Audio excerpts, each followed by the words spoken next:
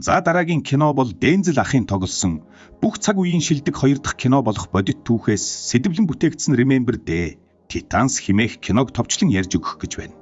Энэхүү бүтээл нь 2000 онд бүтээгдсэн бөгөөд спортын драмын төрөлд багтдаг. Найруулагч нь Боз Якин бөгөөд гол дүр нь манай Дензел ах тоглосон болно. За ингээд кинонд орцгоё. Виржиниа мужийн ахлах сургуульд хар арьст ахлах дасгалжуулагч Херман Бүүн буюу манай Дензел ахыг сургуулийн хөлбөмбөгийн багийг дасгалжуулахаар ажилд авна. Дензел ахыг одоогийн дасгалжуулагч Билийн удирдлагад ажиллуулахаар томилно. Бил бол мужийнхаа ахлах сургуулийн алдрын танхимд нэр дэвшсэн хүн юм.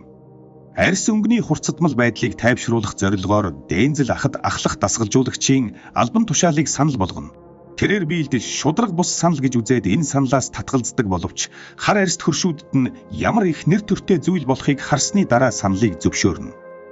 Дараа нь сургуулийн удирдах зөвлөл Билд туслах дасгалжуулагчийн албан тушаалыг санал болгох бөгөөд тэрээр эхэндээ татгалздаг боловч багийнхан цагаан арьст тоглогчид түүнийг ажиллахгүй бол тоглохоо болно гэж сүрдүүлснийг сонсоод сурагчид нь тэтгэлгээ алдах эрсдэлд орсныг мэдээд саналыг зөвшөөрнө. Дараа нь хар арьст оюутнууд багт шалгаруулах туршилтанд орохоор спортын заалд уулзна.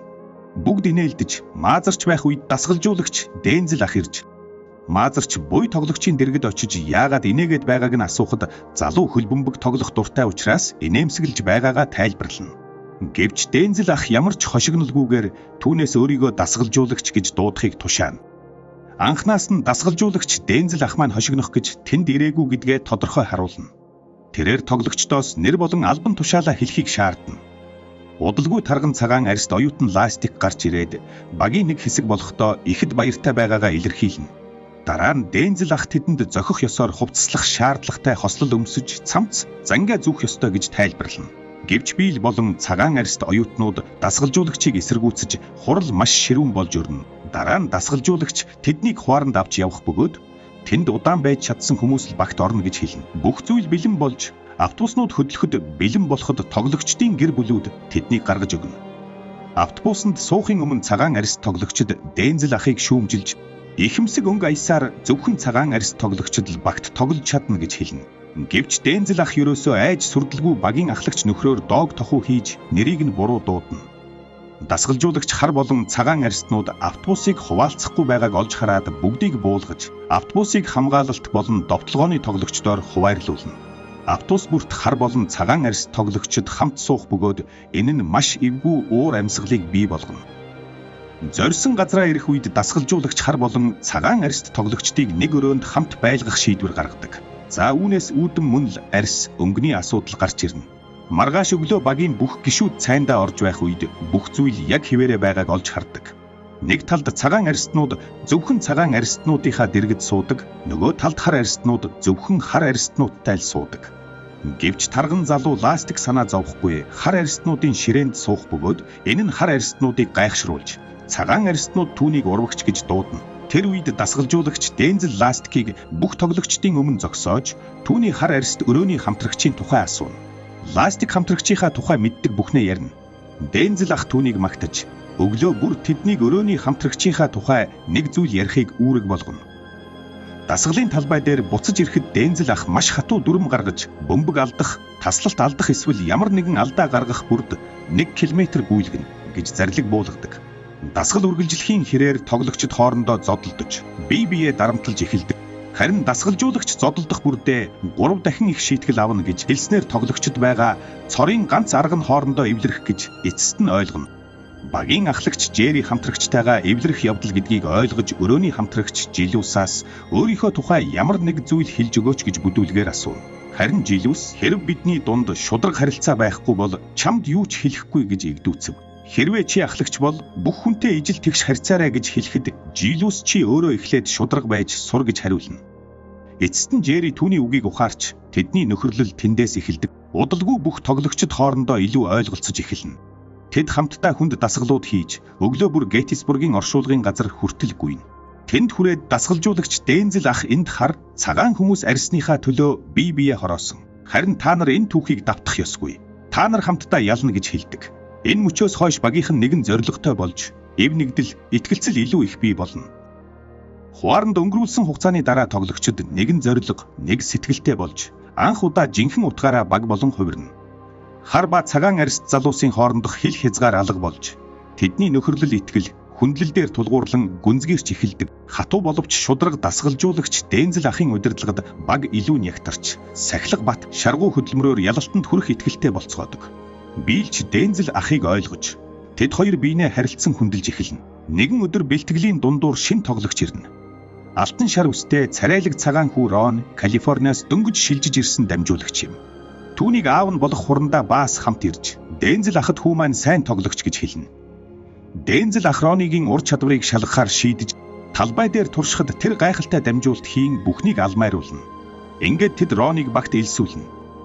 Удалгүй тэрээр багийнхныхаа өгсөн нар гих хочийг инээмсэглэн хүлээн авч шинэ орчиндоо хурдан дасан зохицдог. Түүний эерэг зан хар болон цагаан тоглогчдын хоорондын байгаа хан хэрмийг нураахад тус болдог. Нэг өдөр тоглогчид хамтдаа дуулах үеэр алтан үст дүрсгүйтэн Жеригийн уруул дээр үнсэж бөөн инээдэн болцгооно. Энэ мөчөд Жери түүнийг цохих гэж оролддог ч эцэстээ инээдэн хүрч багийнхан бүгд нэгэн гэр бүл шиг дотн болцгоожээ. Хуарангийн сургалт дуусаж Титанууд сургуулийнхаа талбайд буцаж ирнэ. Гэвч сургуулийн орчин нийгмийн уур амьсгал хуучин хിവэр хар ба цагаан арьстнуудын хооронд үл итгэлцэл зөрчил байсаар л байв.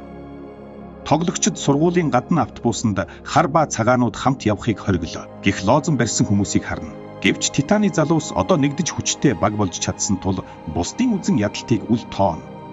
Багийн ахлагч Жеригийн найз охин би тэр хар арьстнуудыг үзэн яддаг гэж хэлнэ. Удалгүй жилүүс түүний дэргэд ирж гар барихад найз охин нь нүүр буруулж алхдаг. Энэ мөчөд үзэгчид тухайн үеийн нийгмийн үнэн дүр төрхийг харцгаана. Нэг өдөр хар арьст тоглогч Пэти цагаан арьст охинтой ярьсныхаа төлөө цагаан сурагчдын бүлэгт зодуулна. Энэ нь хоёр талын хооронд томоохон зодоон үүсгэж сургуулийн уур амьсгалыг дахин хурцдагна. Гэвч Жери болон жилүүс хоёр зодооныг зогсоож багийнхныгаа бид нэг зорилготой. Хэрвээ бид талбай дээр ялалт байгуулахыг хүсэж байгаа бол талбайн гадна ч бас эвтэй байх ёстой гэж уриална. Энэ үг нь тэднийг дахин нэгтгэнэ. Удалгүй сургуулийн удирдах зөвлөлийн гишүүн Дэнзэл ахыг дуудаж хэрвээ ганцхан тоглолтод хожигдвол чи ажлаасаа халагдана гэж анхааруулдаг. Энэ нь арьс өнгөний ялгварлалд суурилсан далд занал хийлэл байлаа. Улирал эхэлж Титанууд эхний хэдэн тоглолтдоо дараалан ялалт байгуулна. Тэдний эв нэгдэл сахилга бат итгэлцэл хүчтэй багийг бий болгов. Дэнзэл болон бийл хоорондоо эвтэй хамтрагчд болж багийнхаа залууст жинхэнэ манлайлал ямар байхыг харуулна. Жери болон Жолиус хоёрын нөхөрлөл улам батчин талбайн гадна ч дотн найзууд болно. Тэд хамтдаа тоглохын тулд бусдын үзэн ядалтыг үл тоон, урам зориг, итгэлийн илэрхийлэл болж энэ кинонд гарна. Гэвч нийгмийн сүүдэр бүрэн арилаагүй байв. Тоглолт бүрийн дараа зарим үзэгчид Титаныг доромжилж, уур хилэнгээр угтдагч тэд үүнийг даван туулна. Багийн шинэ од Харис талбай дээр гарамгай тоглож, дамжуулт бүрээрээ ялалтад хүргэнэ. Гэвч нэг тоглолтын үеэр тэр өрсөлдөгчийн ширүүн довтлогоонд өртөж, бугууга хугалдаг. Түүний оронд алтан үст орж анх удаа том тоглолтод гарна.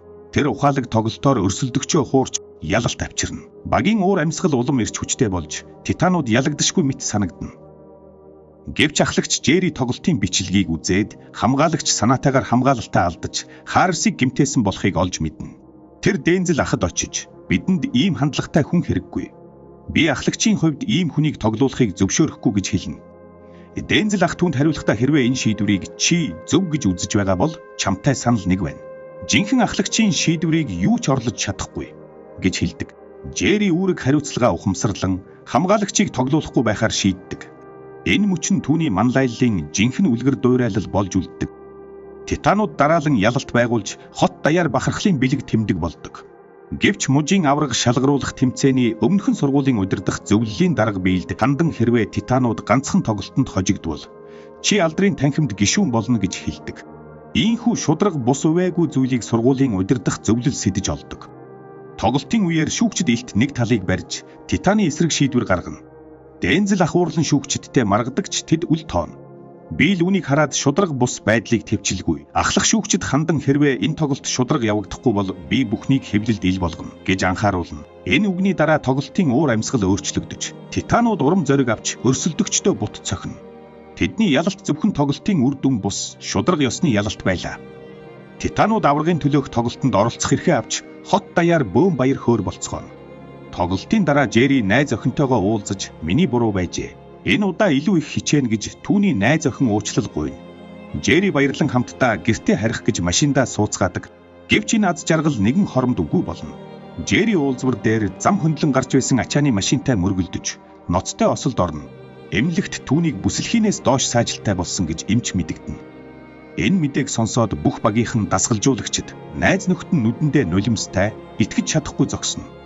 Жолиус эмнэлэгт очиход совилогч гэр бүлийн гишүүд л орж болно гэж хэлэхэд Жэри тэр миний ах. Харин чи үүнийг харж чадахгүй байна гэж хэлнэ. Энэ үгний цаана тэдний жинхэнэ ахын дүүсийн холбоо илэрхийлэгдэнэ. Тэр хоёрын ярианд Жэри би чамайг үзэн яддаг байсан. Гэхдээ одоо чи миний ах гэж хэлдэг. Жолиус нулимс унгаан бид хамтдаа хөгшрөх болно. Хар цагаан гих ялгаагүйгээр. Жэригийн ослын дараа титануудын тоглолт бүр илүү гүн утгатай болж хувирна. Багийнхан Жэригийн төлөө гэсэн нэгэн зорилготойгоор талбайд гарч илүү нэгэн сэтгэлээр тоглодог. Титанууд улирлынхаа төгсгөлд мужийнхаа аваргын төлөө өрсөлдөнө. Энэ бол бүхнийг шийдэх шудраг ёсны төлөөх тулаан юм. Тоглолтын өмнө багийнхан Жэригийн эмнэлгийн өрөөнд очиж түүнтэй уулзна. Тэр бүгдийг инээмсэглэн угтаж та нар бол миний гэр бүл гэж хэлдэг. Тоглолтын өдөр үзэгчдийн дунд Жэригийн ээж, найз охин Дензел ах Билл гээд бүх хотынхан суужээ. Тэдний дунд ялгарлал айдас, уур хилэн биш, харин бахархал, итгэлцэл, эв нэгдэл үлдсэн байв. Багийнхан бүх хүчээ дайчилж хамгаалалтаа чангатхан өрсөлдөгчдөө тогтмол шахаж эхэлнэ. Тоглолт ширүүсэж оноо 7-3 гэсэн харьцаатай байв. Эцсийн минутанд титанууд бөмбөгийг буцаан авч хожлын ганц боломж үлдэнэ. Цаг дуусахын өмнөх сүүлчийн довтлогоонд Дензел ах хуурамч тактик хэрэглэхийг тушаана. Хүн бүр холын дамжуулалт хүлээж байхад Харрис гинт богинд дамжуулалтаар бөмбөг авч хамгаалалтын ард гарч алтан үст хамгаалалтаар холын гүйлт хийнэ. Тэр бүхнийг алмайруулан оноо авснаар титанууд ялалтаа баталгаажуулна. Баг дасгалжуулагчид, үзэгчид бүгд уухайлан баярлана. Дензел ах болон Билл талбайн голд гарч ирж ялалтын бөмбөгийг хамт өргөдөг. Билл Дензел ахад хандан би хөл бөмбөгийн тухай өөрийгөө мэддэг гэж боддог байсан. Гэвч чи энэ хөвгүүдэд хүн байх, итгэлтэй байх, эвтэй байхыг зааж чадсан гэхэд манай Дензел ах чи бол миний хувьд аль хэдийн алдрын танхимд орсон хүн гэж хэлээд тэд хамтдаа бөмбөгийг өргөнө. Титанууд 13 тоглолт дараалан ялж улирлаа төгс төгөлдөр өндөрлүүлв. Дараагийн жилүүдэд Титаны залуус өөрийн замаар явв. Гэвч тэдний нөхөрлөл хизээч тасарсангүй. Жэри тэрэгцэртэй ч спортоо орхисонгүй. Тэр хөгжлийн бэрхшээлтэй хүмүүсийн хөнгөн атлетикийн тэмцээнд оролцож алтан медаль хүртсэн бөгөөд Билл түүнийг дасгалжуулсан байв. Харамсалтай нь нөгөө ослоос 10 жилийн дараа Жэри согтуу жолоочийн гаргасан ослын улмаас нас баржээ. Хүмүүс тэдний эв нэгдлийг хизээч бүтэхгүй гэж хэлж байсан. Гэвч тэд харуулсан хар цагаан хүмүүс ямар ч ялгаагүй хамтдаа байвал бүх зүйл боломжтой гэдгийг бүх нийтэд харуулсан юм. Сүүлийн хэсэгт Дензел ах маань дараагийн 5 жил Титаныг дасгалжуулж тэтгэврт гарсныг мэдэж авна. Мөн Билл дараагийн 4 жил Дензел ахад туслаж тэтгэвртээ гарчээ.